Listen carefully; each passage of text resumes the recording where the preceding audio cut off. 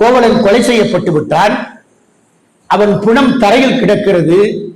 எடுத்து மடியில் கிடத்தி அவள் மதுரையை சுற்றி பார்த்து கேட்கிற முதல் கேள்வி, இந்த ஊர்ல பெண்கள் இருக்கிறாங்களா? பெண்டிரும் உண்டுகொள், பெண்டிரும் உண்டுகொள். கோவலனை கொலை செய்தது அரண்மனை சேவகர்கள், அரண்மனை காவலர்கள். கொலை செய்தவர்கள் அவர்கள், கொலையாளிகள் அவர்கள். அவளை கொலை செய்ததற்கும் மதுரை மாநகரத்து பெண்களுக்கு என்ன தொடர்பு? கண்ணையை கேட்ட கேள்வி இதுதான். இந்த ஊரில், இந்த மதுரை மாநகரத்தில் பெண்கள் இருக்கிறார்களா? பெண்டிரும் உண்டுகொள், பெண்டிரும் உண்டுகொள். ஏன் அந்த கேள்வியை கேட்டார்? ஒரு கொலை நடந்ததற்கு, அநியாயமாய் நடந்த படுகொலைக்கு, ஆளும் அரசு செய்த படுகொலைக்கு கண்ணகி முதல் பழியை பெண்களின் மீது போடுகிறார். ஏன்? அண்ணனுக்கு கிடைக்க வேண்டிய அரசாங்கம் எனக்கு தேவையான இளங்கோவடிகள் உடனே துறவு நிலைக்கு போறார். உண்மையிலேயே ஆட்சி அதிகாரம் கிடைத்து அரச பரம்பரையில் வரவேண்டிய இளங்கோவடிகள் அதை துறந்து தூய துறவியாகிறார் என்றால் அந்த துறவி படைத்த இலக்கியம் தான் வரலாற்றில் நின்று நிலைக்கிறது. என் கணவனை பற்றிய குறையை யாரிடமும் நான் சொல்ல மாட்டேன், ஏன் கடவுளிடம் கூட சொல்ல மாட்டேன் என்பதுதான் கண்ணகியின் நிலைப்பாடு. கண்ணகி உடைத்த காற்சிறம்பில் மாணிக்க பரல் அவள் உதவி பட்டது. யானோ அரசன் யானே கல்வன் என்ற தீர்ப்பை தனக்குத்தானே உலக வரலாற்றில் எழுதிய முதன்மையான தீர்ப்பு தான் பாண்டியன் நெடுஞ்செழியன் எழுதிய தீர்ப்பு. தன் கணவன் கல்வன் என்று சுமத்தப்பட்ட பழியை துளத்த கண்ணகியும் கற்புக்கரசி, கற்பின் தெய்வம். தான் ஏற்றுக்கொண்ட சமூகத்தின் அவலங்களுக்கு முற்றுப்புள்ளி வைத்து தனக்கு பின் தன் பின் தொடர்ச்சி சமூக வாழ்க்கைக்கு, தொண்டு வாழ்க்கைக்கு, தூய துறவு வாழ்க்கைக்கு என்று மாறிய மாதவியும் ஒரு புரட்சி பெண்மணி.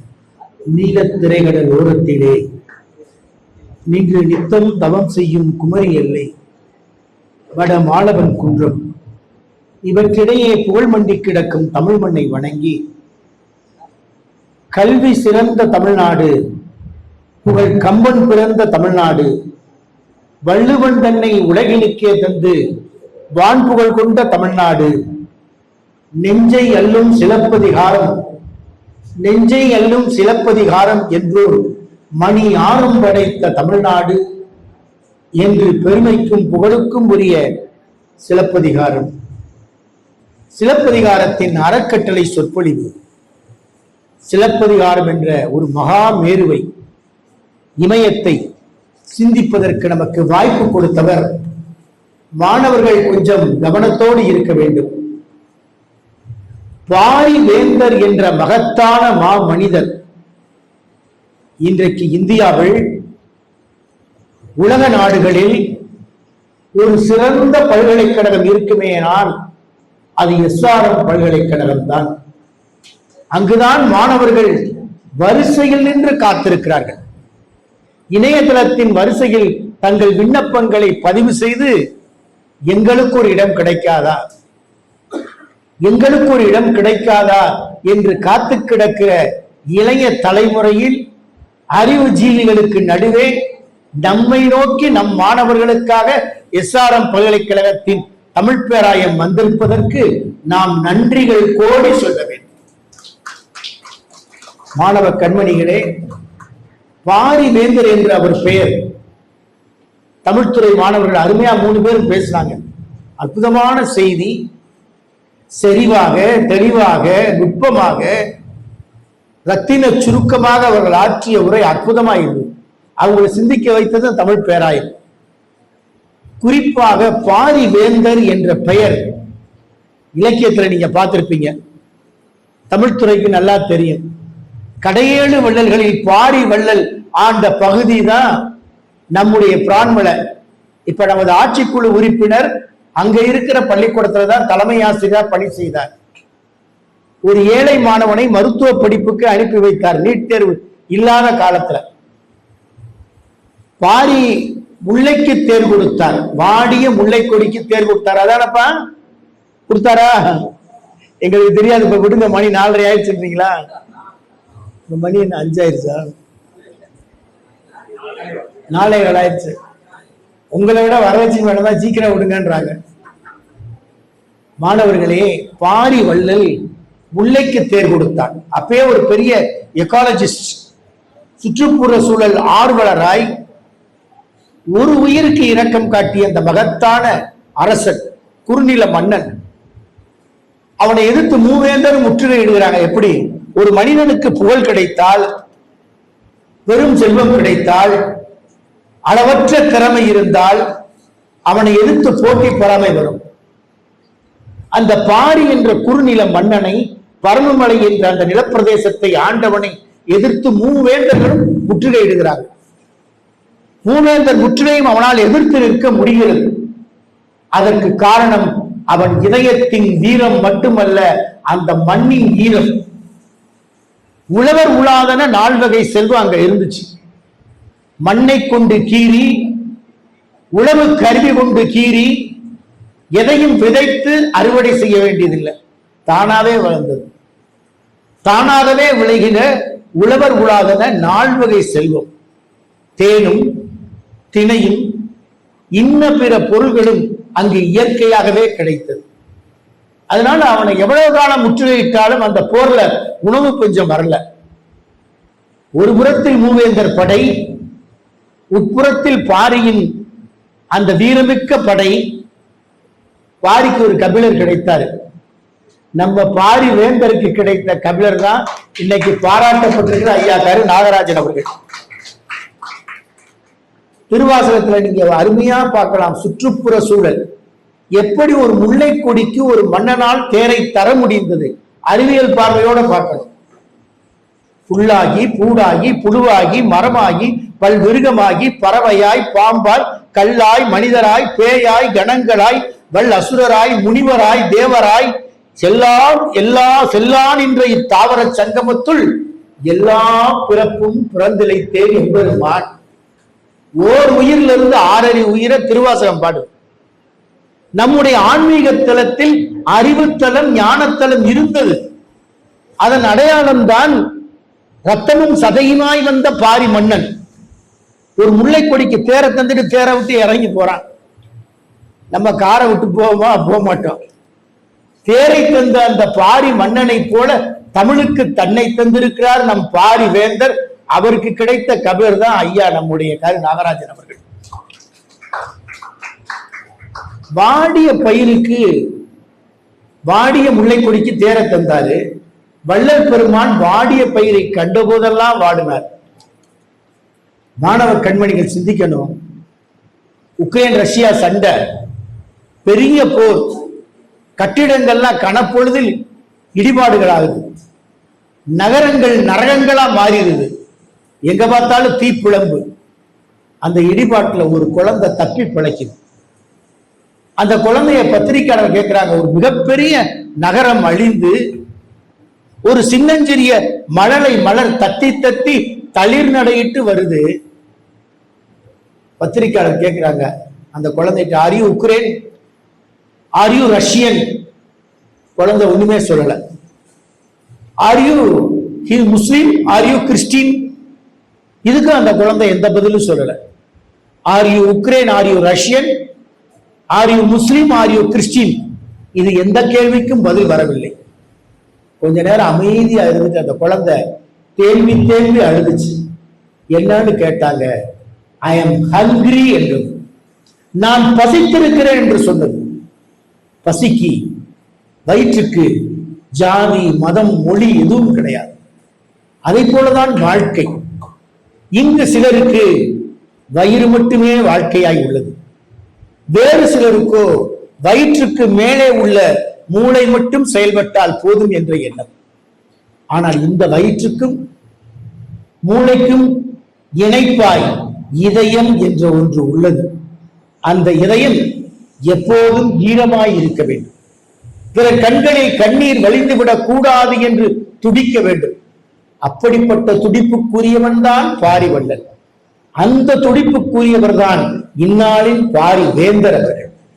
இதையெல்லாம் இன்றைக்கு நாம் ஆழமாக சிந்தித்து பார்க்க வேண்டும். இப்பதான் வெனிசூலாவில் ஒரு பெரிய பூகம்பம் வந்துச்சு, மிகப்பெரிய நிலநடுக்கம். அதுல ஒரு காட்சி எல்லோரையும் விழுக்கி போட்டது.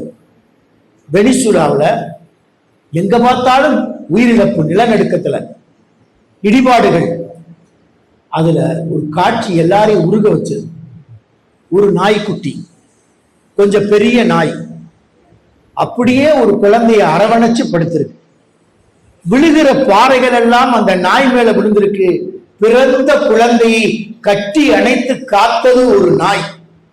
அதை நாய் என்று நாம் சொல்ல முடியுமா? அது மனித துன்பத்தை உணர்ந்து கொண்ட தெய்வம் என்றுதான் சொல்ல வேண்டும். அப்படிப்பட்ட நிலைப்பாட்டைத்தான் உயிரிழக்க கொள்கை வலியுறுத்துகிறது. அந்த உயிரிழக்க கொள்கையின் அடித்தளம் தான் இன்றைக்கு நம்முடைய பாரிவேந்தர் போன்ற பெருமக்கள் சிலப்பதிகாரத்தின் அறக்கட்டளை சொற்பொழிவில் இன்று நாம் சிலப்பதிகாரத்தை எவ்வளவு பெரிய காப்பியம், நம் மாணவ கண்மணிகள் ஒரு பெரிய இமயத்தினுடைய உருவத்தை சிறிய பனித்துளி படம் பிடித்து காட்டுவதை போல அற்புதமா சொல்லிட்டு போயிட்டாங்க. அந்த காப்பியத்தின் ஒட்டுமொத்த பார்வையும் 3 பேரும் 3 விதமா சொன்னாங்க. கண்ணகிதான், சாதாரண பெண் தான், வண்ணச்சீரடி மண்மகள் அறிந்திலள், எல்லா பெண்களுக்கும் இல்லாத தனிச்சிறப்பு அவளுக்கு உண்டு. மிகப்பெரிய வணிக குடும்பத்தில் பிறந்தவர், பிறந்தது முதல் செல்வ செழிப்பு, வெளி உலகமே அவளுக்கு தெரியாது. வண்ணச்சீரடி மண்மகள் அறிந்திலள், அவளுடைய பாவங்களை இந்த பூமி தாய் பார்த்ததில்லையா? பூமி தாய்க்கு அவளுடைய பாதங்களுக்கு தொடர்பே இல்லை. ஏன்னா பட்டு பீதாம்பரங்களிலே நடந்து பழக்கப்பட்டவள், ஒரு தென்றலை போல் வாழ்ந்தவள். மதுரை வீதியிலே புயலாய் மாறுகிறாள். சினிமா படத்துலதான் அந்த வசனம் இல்லை, நிஜ வாழ்க்கையிலும் இதே நிலைப்பாடுதான். தென்றலை போல் இருந்த கண்ணகி அரண்மனை கிளியாய் இருந்தவள் வெளி உலகத்தில் தன் கணவனுக்கு இழைக்கப்பட்ட அநீதியை கண்டு, அதுவே சாதாரண நாட்டின் அரசர், ஆட்சி அதிகாரம் அவன் கையில், மரண தண்டனை விதிக்கிற அதிகாரமும் அவன் கையில, மரண தண்டனை விதிக்கிற அதிகாரமும் அவன் கையில் இருந்த போதுதான் கோவலன் கொலை செய்யப்படுகிறான். கோவலன் கொலை செய்யப்பட்டான், அவனை மடியில் கிடத்துக் கொண்டு அவள் கேட்கிற முதல் கேள்வி, கோவலனை கொன்னுட்டாங்க, கொன்னது யாரு? பாண்டிய பேரரசு, மன்னனின் ஆணை, அரசனின் ஆணையை தட்டாத அரச ஏவலர்கள் அவனை கொலை செஞ்சுட்டாங்க. தூக்கு தண்டனை உடனே நிறைவேற்றிட்டாங்க. கீழ் நீதிமன்றம், மேல் நீதிமன்றம், உயர் நீதிமன்றம், உச்ச நீதிமன்றம் என்று வழக்கு விசாரணைகள் நடைபெறாமல் நடந்த மாத்திரத்திலே இவன் தாண்டா திருடன் சொன்னோன்ன கொலை, தூக்கு தண்டனை செய்தது ஆளும் அரசு. இப்ப கண்ணையை கேட்கிறா, கணவனை மடியில கிடத்திட்டு கதறி கத்துறா. முதல் மதுரையில கேட்கிறா அவள் கேள்வி, கோவலன் கொலை செய்யப்பட்டு விட்டான், அவன் புணம் தரையில் கிடக்கிறது, எடுத்து மடியில் கிடத்தி அவள் மதுரையை சுற்றி பார்த்து கேட்கிற முதல் கேள்வி, இந்த ஊர்ல பெண்கள் இருக்கிறாங்களா? பெண்டிரும் உண்டுகொள், பெண்டிரும் உண்டுகொள். கோவலனை கொலை செய்தது அரண்மனை சேவகர்கள், அரண்மனை காவலர்கள், கொலை செய்தவர்கள் அவர்கள், கொலையாளிகள் அவர்கள். அவளை கொலை செய்ததற்கும் மதுரை மாநகரத்து பெண்களுக்கு என்ன தொடர்பு? கண்ணையை கேட்ட கேள்வி இதுதான். இந்த ஊரில், இந்த மதுரை மாநகரத்தில் பெண்கள் இருக்கிறார்களா? பெண்டிரும் உண்டுகொள், பெண்டிரும் உண்டுகொள். ஏன் அந்த கேள்வியை கேட்டார்? ஒரு கொலை நடந்ததற்கு, அநியாயமாய் நடந்த படுகொலைக்கு, ஆளும் அரசு செய்த படுகொலைக்கு கண்ணகி முதல் பழியை பெண்களின் மீது போடுகிறார். ஏன்? பெண்கள் என்பவர்கள் எப்படிப்பட்டவர்கள்? For every success man there is behind woman என்று ஆங்கில பழமொழி சொல்வதை போல, ஒரு பெண் என்பவள் வீட்டுக்குள் தாயாய் இருக்கிறாள், தமக்கையாய் இருக்கிறாள், தங்கையாய் இருக்கிறாள், வாழ்க்கை துணை நடமாய் இருக்கிறாள். அவளுக்கு எல்லா நிலைகளும் உண்டு. அந்த நிலைகளில் தான் ஒரு பெண் வீட்டுக்குள் வாழ்பவள் அல்ல, நாட்டை வழி நடத்துகிறவள். அதைத்தான் திருக்குறள் அருமையா சொல்ற. ஐயா கூட சொன்னாங்க, திருவள்ளுவருடைய பெயரில் இங்க ஒரு கருத்தரங்க நடத்தணும். திருவள்ளுவர் சொல்லுகிறார், யார் பெண்? நம்ம என்ன நினைக்கிறோம்? இன்னைக்கு பெண்களுக்கு எல்லா உயர்நிலைகளும் இருக்கு, எதையும் அவர்கள் சாதிக்க முடியும். ஆசிரியர் பணி, காவலர் பணி, நீதிமன்ற பணி, எல்லா பணிகளிலும் இருக்கிறார்கள். ஆனால் அந்த பெண்ணுக்கு இருக்கிற இயல்பான பணி, இயல்பான கடமை எது? யார் பெண்? திருவள்ளுவர் தான் சொல்றார். யார் பெண்? தற்காத்து, தற்கொண்டார் பேணி, தகை சான்ற சொற்காத்த சோர்விலாள் பெண். தன்னை காப்பாள், தன் கற்பை காப்பாள், தன்னுடைய கணவனை காப்பாள், தன் வீட்டை காப்பாள், நாட்டையும் காப்பாள். அவள்தான் பெண் என்று திருவள்ளுவர் சொல்கிறார். அதனாலதான் கண்ணையை கேட்கிறார், இந்த ஊர்ல உண்மையில் பெண்கள் இருந்தால் இப்படிப்பட்ட ஒரு கொலை நடந்திருக்காது, குற்றங்கள் நடந்திருக்கிறாது, கள்வர்களுக்கு வேலை இருக்காது, காவலர்களுக்கும் பணி இருக்காது, கள்வரும் காவலரும் இல்லாத சமுதாயம் மலரும் என்றுதான் பெண்டிர் இருக்கிற பெண்கள் இருக்கிற நாட்டில் குற்றங்கள் நிகழாது என்ற அடித்தளத்தில் தான் கண்ணகி வைத்த முதல் கேள்வி, கோவலன் கொலைக்கு வைத்த முதல் கேள்வி, பெண்டிரும் உண்டுகொள், பெண்டிரும் உண்டுகொள். அதுதான் மணிவாசக பெருமான் பாடுவார், பால் நினைந்தூட்டும் தாயினும் சாலப்பறிந்த பேரன்பு. தாய்மார்களை தரவரிசைப்படுத்துகிறார் மணிவாசக பெருமான். நினைந்தூட்டும் தாயின்னு ஒரு அடைமொழி சொல்வார், நினைந்தூட்டும் தாயினும் சாலப்பறிந்து. நீங்க திருச்சி போனா பார்க்கலாம், மலைக்கோட்டை, திருச்சி மலைக்கோட்டையில ஒரு இறைவன் இருக்கிறார். காவிரி ஆற்றுக்கு நடுவே இருக்கிற திருச்சி மலைக்கோட்டையின் மேலே ஒரு கடவுள் இருக்கிறார். அந்த கடவுளுக்கு பெயர் தாயும் ஆனவன். அவன் தாய் தான், தாயா மாறிட்ட, ஆண் தான், ஆண் தாயாக மாறிவிட்டார்.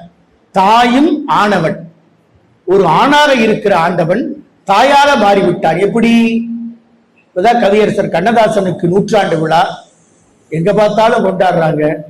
ஐயா கவியரசற்ற ஈடுபாடு, புதிய தலைமுறை தான் முத கவியரசர் கண்ணதாசன் 100ஆண்டு விழாவை போன வாரம் குன்றக்குடியில தொடங்கி வச்சாங்க.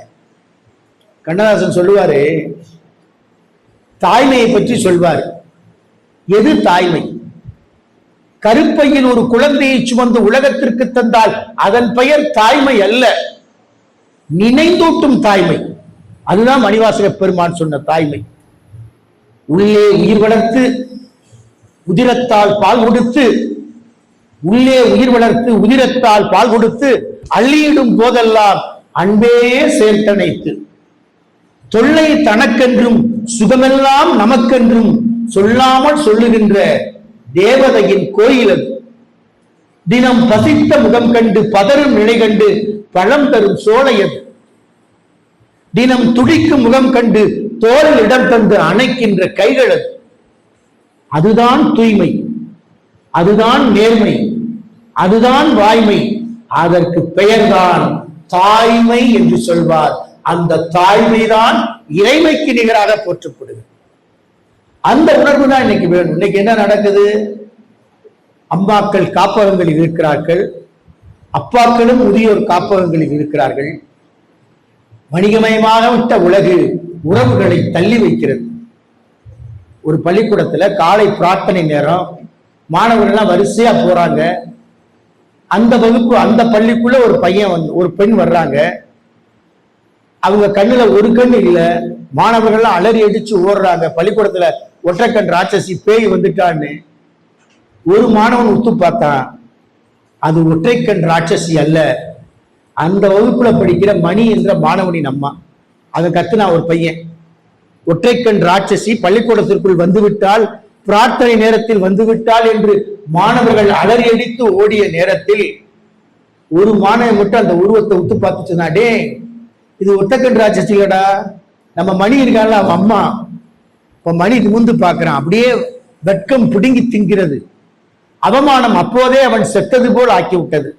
அவமானப்பட்டு நிற்கிறான். நம்ம அம்மாவை எல்லாரும் கேலி பேசுறாங்களே. ஒரு கண் குழியா இருக்கு.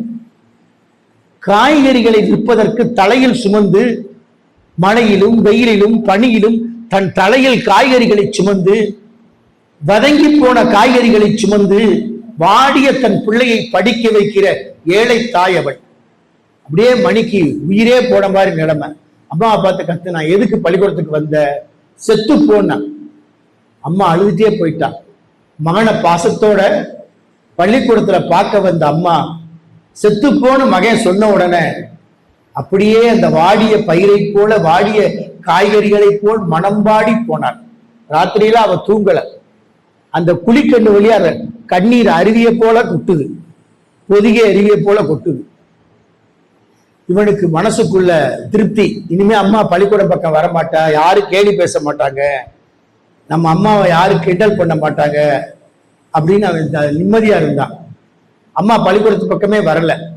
இவன் நல்லா படிச்சா, வளர்ந்தா, பெரிய வேலை கிடைச்சது, வெளிநாட்டுல போயிட்டான். பள்ளிக்கூடத்துல அவனை ஒரு வேலை கிடைச்சு ரொம்ப காலம் கழிச்சு பள்ளிக்கூடத்துக்கு கூப்பிடுறாங்க. அங்கேயே திருமணம் ஆயிடுச்சு. பள்ளிக்கூடத்துல அவனுக்கு பாராட்டு விழா. பாராட்டு விழா முடிஞ்சிட்டு வெளியே வந்தான். அம்மா வீடு எங்க இருக்குன்னு தேடினான். அது வீடு இல்லை, பங்களா இல்லை, அரண்மனை இல்லை, குப்பமேட்டில் இருக்க ஓலை குடிசை. அம்மா இருக்காளா செத்துட்டாளா அப்படின்னு நினைச்சுக்கிட்டே உள்ள போனான். அந்த கிழிந்த ஓலை குடிசைக்குள் இருட்டு கவி இருந்தது, இருள் கவி இருந்தது. ஒரு விளக்கு கொஞ்ச நேரத்துல அணைஞ்சிருமா, இன்னும் அணைஞ்சிருமா, எரியுமான்ற நிலையில காற்றில் படபடத்து கொண்டிருக்கிற அந்த மெல்லிய விளக்கொளி.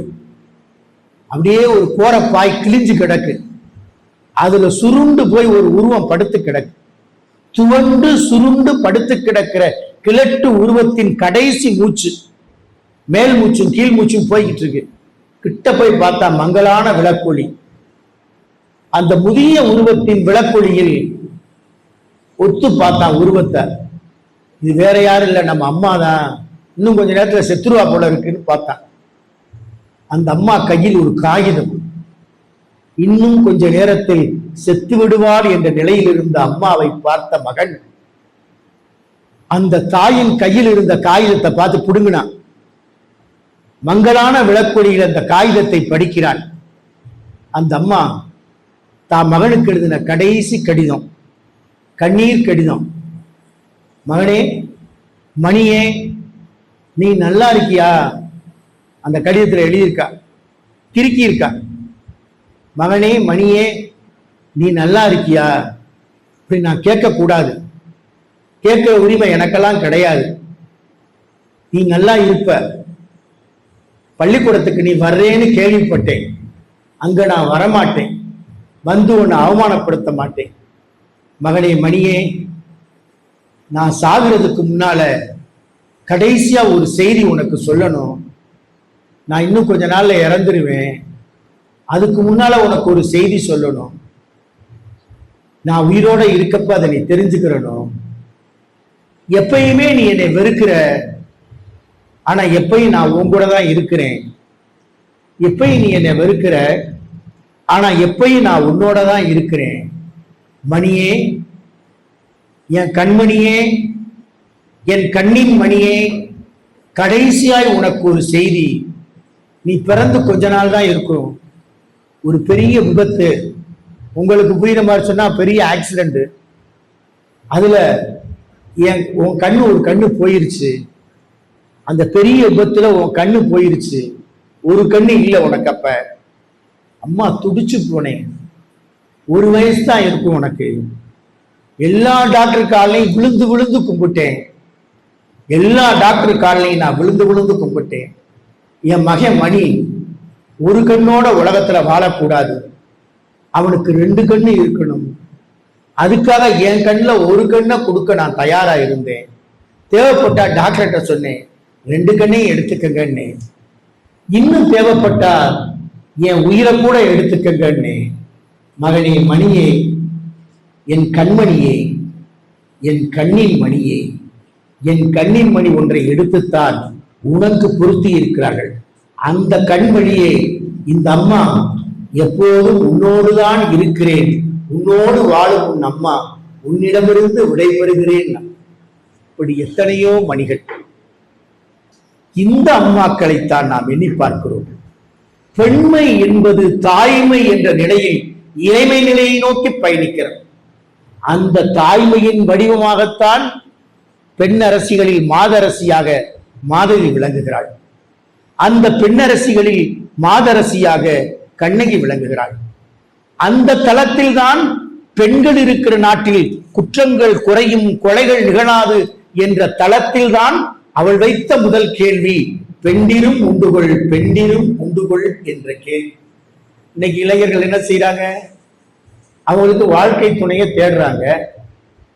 எது வழியை தேடுறாங்க? இணையதளத்துல தேடுறாங்க. கேள்வி அனுப்புறாங்க, எனக்கு 20 வயதுல ஒரு பெண் இருக்கிறதான்னு கேட்கிறாங்க. நல்ல பெண்ணா வேணும், அழகெல்லாம் முக்கியம் இல்ல, எனக்கு ஒரு பெண் துணையை பார்த்து சொல்லுங்கன்னு அனுப்புறான். அங்க இருந்து எதிர்கேள்வி வருது. 20 வயதுல ஒரு பெண் இருக்கு, அதை திருமணம் செஞ்சா 2 லட்சம். 25 வயதுல பெண் இருக்கு, அதை திருமணம் செய்தால் 2.5 லட்சம். 30 வயதுல ஒரு பெண் இருக்கு, அதை திருமணம் செஞ்சா 3 லட்சம்னு பதில் வருது. ஒரு வாழ்க்கை துணையை கேட்டவனுக்கு எதிர்கேள்வி. இவன் கேட்ட உடனே அவன் திரும்ப மறு கேள்வி அனுப்புறான். 50 வயசுல பெண் இருக்குதா, எனக்கு 5 லட்சம் வேண்டும் என்றான். இப்படித்தான் எதையோ தொலைத்து விட்டு எதையோ தேடுகிறார்கள். இவர்களுக்காகத்தான் நம்முடைய சங்க இலக்கியம் சொன்னது, இல்லென்று இறப்போர்க்கு எய்வது கரத்தல் வல்லா நெஞ்சம் வலிப்ப நம்மினும் பொருளே காதலர் காதல். பழந்தமிழகத்து இளைஞர் இந்த மாதிரி பாஸ்போர்ட் விசா இல்லாம கடல்ல போனான், தன் வாழ்க்கையை தொலைத்தார், திரவியத்தை தேடினான், செல்வத்தை சேர்த்தான். தேடிய செல்வத்தை தமிழ் மண்ணுக்கு வந்து உறவோடும் சுற்றத்தோடும் வாழ்ந்து காட்டினான். அந்த வாழ்க்கைதான் இன்றைக்கு புதுப்பிக்கப்பட வேண்டும். பெண்டிரும் உண்டுகொள் என்று கண்ணையை கேட்ட கேள்வி அதுதான். ஒரு அம்மா பெரிய நிறுவனத்துல மேலாளர் பதவிக்கு வந்துட்டாங்க. அவங்கதான் டாப் மோஸ்ட் மேனேஜர். அவங்களுக்கு மேல ஒரு பாஸ் இருக்கிறாரு. எப்ப பார்த்தாலும் அந்த அம்மாவை ஏதாவது ஒரு தப்பு செஞ்சிடும், திட்டிடுவாரு. திட்டினோன்னா அந்த அம்மா ரொம்ப அப்செட் ஆகி உட்காருவாங்க, மனக்கவலையோட உட்காருவாங்க. சேர்ல உட்காந்துட்டு டிராயரை திறப்பாங்க, உள்ள ஒரு படம் இருக்கும், எடுத்து இப்படி பார்ப்பாங்க. பார்த்தோன்னா நார்மல் ஆயிடுவாங்க, சாதாரணம் ஆயிடுவாங்க. மேலதிகாரி திட்டுவாரு, திட்டினோன்னு அப்படியே மனம் தளர்ந்து போவாங்க, சோர்ந்து போவாங்க. தன்னோட மேஜர் டிராயர்ல இருந்து ஒரு போட்டோ எடுப்பாங்க, பார்ப்பாங்க. கொஞ்ச நேரத்துல இயல்பு வாழ்க்கைக்கு திரும்பிடுவாங்க, பழையபடி பழைய மாதிரி வேலை பார்த்துட்டு இருப்பாங்க.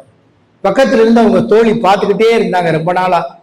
ஒரு நாள் கேட்டாங்க, நம்ம பாஸ் திட்டப்பலாம், மேலதிகாரி திட்டப்பலாம், நீ உடனே மேஜர் டிராயர்ல இருந்து ஏதோ ஒரு படத்தை எடுத்து பாக்குற, உடனே உற்சாகமாகிறியே, அது எந்த கோயில இருக்கிற சாமி படம், அதை எனக்கு காட்டுனா.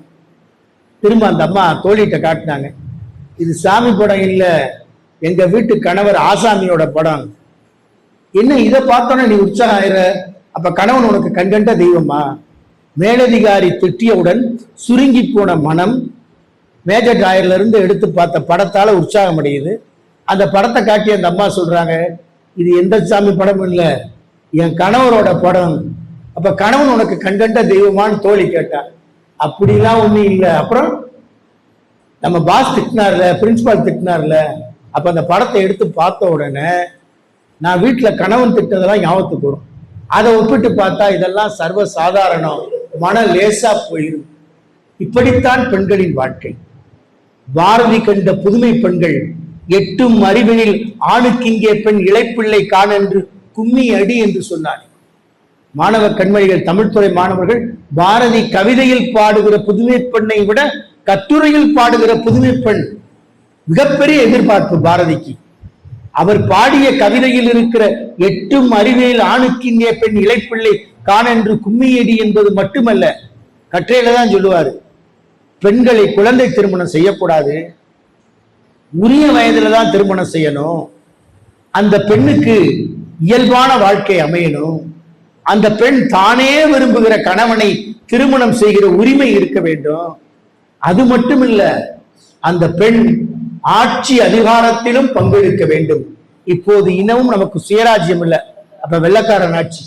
நமக்கே சுயராஜ்யம் கிடைக்காத போது பெண்களுக்கு எப்படி ஆட்சி அதிகாரத்தில் பங்களிப்பு தர முடியும்?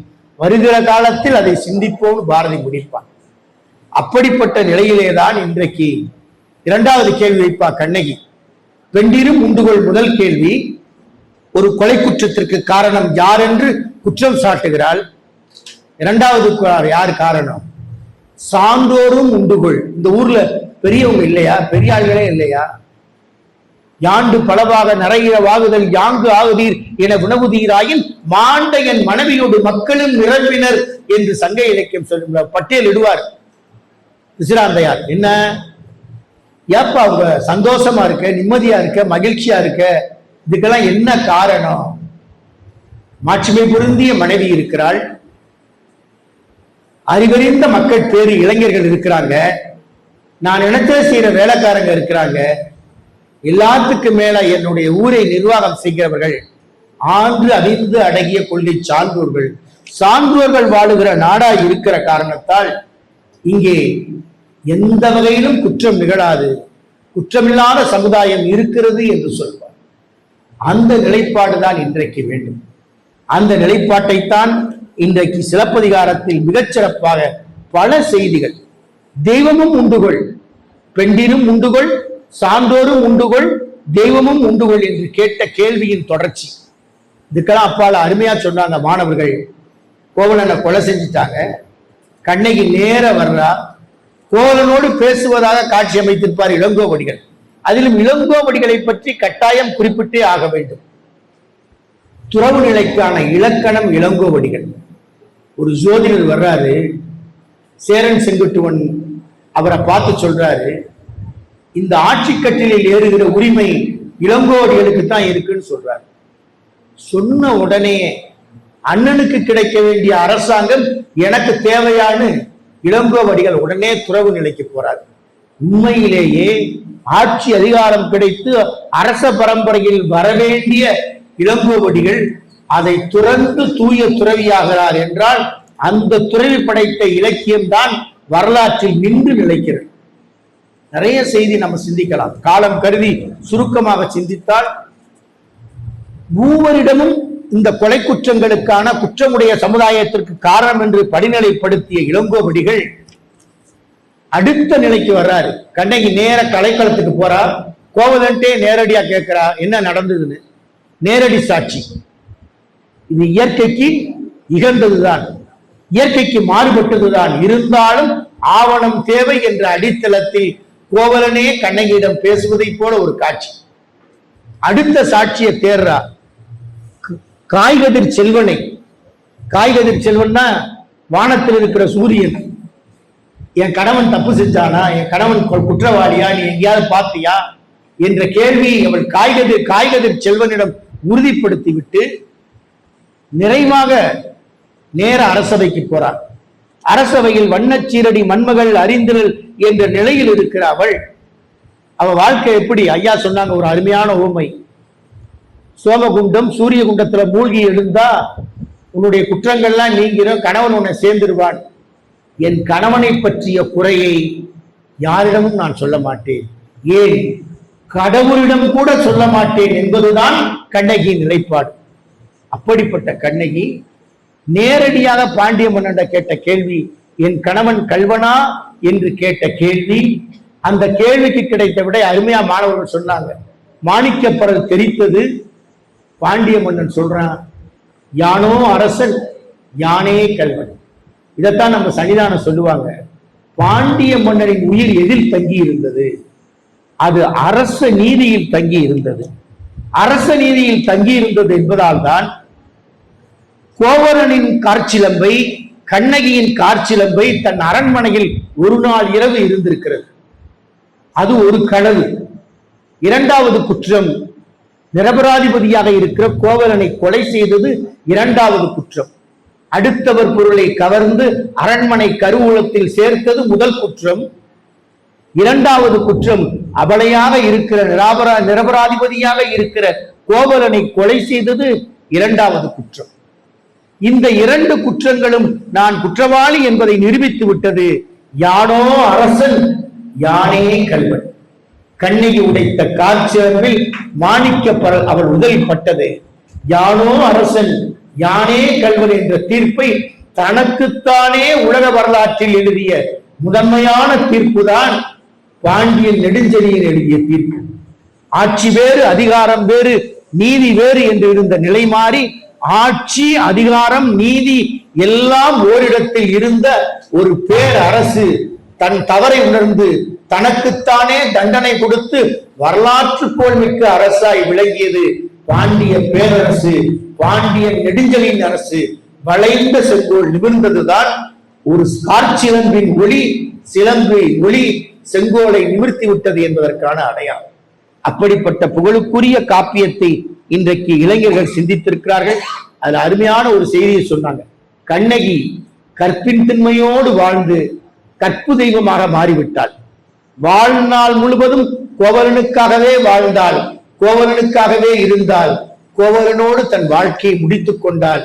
கோவலன் கள்வன் அல்ல என்பதை உலகத்திற்கு நிரூபித்துவிட்டு தன் கணவனுக்கு ஏற்பட்ட பழியை துடைத்துவிட்டு அதுதான் ஒரு பெண்ணரசியின் கடமை என்பதை நிறைவேற்றிவிட்டு கற்புக்கரசியாய் மாறினாள். அது கண்ணகியின் நிலைப்பாடு. அதை போல மாதவியின் நிலைப்பாடு அருமையா சொன்னாங்க. 2வது பரிசு பெற்ற மாணவன் மாதவியை பற்றி சொன்னான். சோழ நாட்டு வீதியிலே 1008 களஞ்சி விலை வாங்கினா என்று கூவி ஏலம் போட்டு விற்கப்படுகிறாள் மாதவி. மாதவி கூவி ஏலம் போட்டு விற்கப்படுகிறாள். அதை கோவலன் அந்த 1008 களஞ்சிக்கு வாங்கினான். ஆனால் அவள் தெரு வீதியில் வாங்கப்பட்டாலும் அவள் இதயத்து வீதியில் என்னாலும் கோவலன் இருந்தான். அதனாலதான் கோவலன் கண்ணையை கூட்டிட்டு அவட்ட சொல்லிக்கிறாம போறான். அப்ப எழுதுறான் அந்த கடிதம். அந்த மாணவர்கள் அதை சொன்னாங்க, நீ என்னை விட்டுட்டு போயிட்ட ஒரு ஏக்கம் தெரியும். எதனால? நான் பரத்தமை சமுதாயத்தில் பிறந்தவள் என்பதால் தானே என்னை விட்டுட்டு போயிட்ட. கண்ணகியை கூட்டி கொண்டு போகிறாய். மாதவி எழுதிய கடிதத்தை இளங்கோவடிகள் திருமுகம்னு சொல்வார். திருமுகம்னா பெரியவங்க எழுதுறது, ஞானிகள் எழுதுறது, சான்றோர்கள் எழுதுவது, மடாதிபதிகள் எழுதுவது, அதற்கு பெயர் திருமுகம். மாதவி எழுதிய கடிதத்தை திருமுகம் என்று இளங்கோவடிகள் சொல்வார். என்னை விட்டுட்டு போயிட்ட, கண்ணகியோட போயிட்ட, அவன் குலப்புறப்பாட்டி, நான் உனக்கு தகுதி இல்லாதவதான். ஆனா நீ போனதை பத்தி எனக்கு கவலை இல்லை, எங்க இருந்தாலும் நீ சந்தோஷமா இருக்கணும் என்று அவள் எழுதிய கடிதத்தை அவங்க பெற்றோர்த்தே கொடுன்னு சொல்றாங்க. ஒரு பெண் ஆணுக்கு எழுதிய கடிதம் காதல் கடிதம் அல்ல, அது உலக வரலாற்றில் நிலைத்து நிற்கிற கற்பின் திண்மையை உலகத்திற்கு அறிவுறுத்துகிற கடிதம். இதை விட அவள் செய்த மிகப்பெரிய சாதனை என்னன்னா, மாதவி தன் மகளை தன் சமூகத்தின் பழக்கத்திற்கு உட்படுத்தாமல் அவளை துறவியாக்கிறார், பௌத்த துறவியாக்கி விடுகிறாள். பௌத்த துறவியாகி அல்ல அல்ல குறையாத அமுத சுரபியோடு உலகத்தின் பசிப்பிணி நிற்கும் மருத்துவராய் மணிமேகலையின் வாழ்க்கை தொடங்குகிறது. ஒரு பரத்தமை சமூகத்தின் அவலத்திற்கு முற்றுப்புள்ளி வைத்த புரட்சி பெண்மணி மாதவி என்பதிலும் கருத்து வேறுபாடு கிடையாது. தன் கணவன் கள்வன் என்று சுமத்தப்பட்ட பழியை துளத்த கண்ணகியும் கற்புக்கரசி, கற்பின் தெய்வம். தான் ஏற்றுக்கொண்ட சமூகத்தின் அவலங்களுக்கு முற்றுப்புள்ளி வைத்து தனக்கு பின் தன் பின் தொடர்ச்சி சமூக வாழ்க்கைக்கு, தொண்டு வாழ்க்கைக்கு, தூய துறவு வாழ்க்கைக்கு என்று மாறிய மாதவியும் ஒரு புரட்சி பெண்மணி. அந்த 2 பெண்மணிகளை பற்றி மட்டும் அல்லாமல் சோழ பேரரசும் பாண்டிய பேரரசும் சேர பேரரசும் இணைந்து நிற்கிற தமிழ் தேசியம் வேண்டும், பொதுமை விளைகிற சமுதாயம் மலர வேண்டும் என்பதுதான் இளங்கோவடிகளின் இலக்கு. எல்லா காப்பியத்திலையும் பார்ப்பீங்க, தமிழ் பேராசிரியர் இருக்கிறாங்க. கம்பனின் ராமகாதை, பிற காப்பியங்கள், பெரிய புராணம் எல்லாத்திலையும் இயற்கையை பாடியதில்லை, இறைமையைத்தான் பாடுவாங்க. ஆனா ஞாயிறு போற்றுதோம் திங்களை போற்றுதோம் என்று இயற்கையை போற்றி பாராட்டியது இளங்கோவடிகளுடைய சிலப்பதிகாரத்தில் மட்டும்தான்.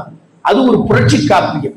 ஒரு சாதாரண பெண், சராசரி பெண், அவ்வளை பெண், இதை போன்ற செல்போன்கள், சின்னத்திரைகள், தொலைக்காட்சிகள், சமூக ஊடகங்கள் இல்லாத போது தனி ஒருத்தியாய் எவர் ஆதரவும் இல்லாமல் அரண்மனையில் நின்று போரிட்டு நீதியை நிலைநாட்டிய புரட்சி பெண்மணி கண்ணகி அந்த வரலாற்றை படைத்து தமிழ் தேசியத்தை அடையாளம் காட்டி கற்பின் திண்மை உலகத்திற்கு தேவை என்று வலியுறுத்தி சாதாரண குடிமக்களும் அரச சபையில் குற்றம் நிகழ்ந்தால் அதை மாற்ற முடியும், நீதியை நிலைநாட்ட முடியும், வளைந்த செங்கோலை நிமிர்த்த முடியும் என்ற குடிமக்கள் காப்பியத்தை பாடிய இளங்கோவடிகள் வரலாற்றில் என்றைக்கும் புரட்சி துறவியாய் நின்று நிலைத்திருக்கிறார்.